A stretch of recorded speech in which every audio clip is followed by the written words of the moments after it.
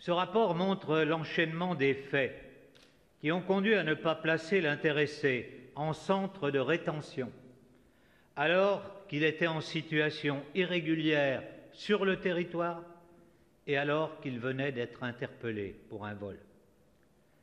Au sein de la préfecture du Rhône, la mission n'a pas identifié de fautes individuelles, mais a souligné un ensemble, je cite, de dysfonctionnements graves du dispositif de l'éloignement. Face à un tel constat, nous devons mettre en place une série de mesures correctrices. Il faut d'abord renforcer les permanences d'éloignement qui se tiennent le week-end.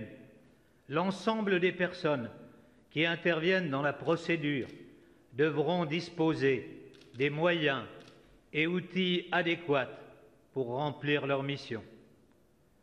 Il s'agit ensuite d'établir au sein de la préfecture des procédures claires pour sécuriser les échanges d'informations entre les services de police, le greffe du centre de rétention, les agences de permanence au service des étrangers et le membre du corps préfectoral de permanence. En troisième lieu, il s'agit d'assurer une traçabilité des procédures d'éloignement ayant échoué afin d'en tirer tous les enseignements.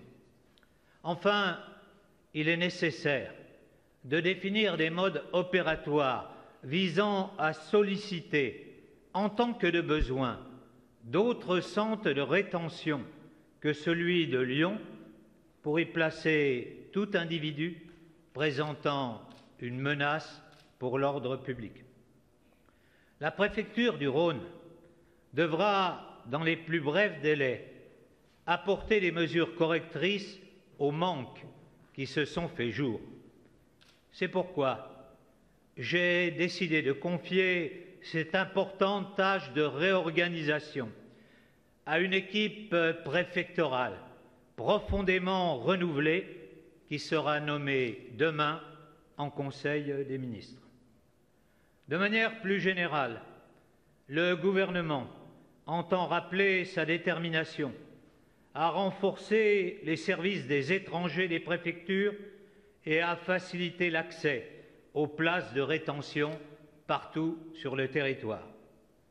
J'ai ainsi demandé qu'on s'assure du bon fonctionnement et de la réactivité des systèmes de permanence des services des étrangers des préfectures sur l'ensemble du territoire. Ces services des étrangers ont subi par le passé d'importantes réductions d'effectifs. Des moyens supplémentaires leur seront donc accordés dès 2018 avec le recrutement de 150 personnels titulaires. Par ailleurs, j'ai, dès cet été, donné des instructions pour maximiser l'utilisation des centres de rétention. Je ferai ainsi ouvrir, d'ici la fin de l'année, 200 places supplémentaires, ce qui représentera une augmentation de 15%. Le centre de rétention de Lyon-Saint-Exupéry sera notamment concerné. En termes d'utilisation de ces places, tout sera fait pour que les étrangers en situation irrégulière qui présentent une menace pour l'ordre public soient prioritairement placés en rétention en vue d'être éloignés. Pour s'en assurer, les décisions de placement feront l'objet d'un pilotage territorial renforcé sous la seule autorité des préfets. Ce nouveau mode de pilotage devra être opérationnel d'ici la fin de l'année. En particulier, et comme le demande le rapport de l'Inspection générale, le système d'information des centres de rétention, Logicra, sera ouvert aux préfectures qui pourront ainsi mieux piloter leur politique de placement. Enfin, ce drame appelle plus largement un meilleur suivi de nos politiques d'éloignement. Nos procédures en la matière ne sont pas satisfaisantes. Les tragiques événements de Marseille me confortent dans ma détermination de revisiter nos dispositifs. Outre la question des places en rétention, l'identification biométrique et l'encadrement juridique des éloignements sont des axes prioritaires de ce travail. D'une part, pour faciliter l'identification des personnes interpellées, un système biométrique relié au fichier de gestion des dossiers pour les étrangers sera déployé dans les prochains mois. Il permettra la consultation du fichier à partir des empreintes digitales de la personne. Dans le même objectif, les forces de l'ordre seront dotées en 2018 d'équipements permettant de prendre les empreintes digitales et de consulter les fichiers de façon mobile. D'autre part, le projet de loi sur l'asile et l'immigration que nous préparons aura notamment pour objectif d'améliorer la mise en œuvre des procédures d'éloignement.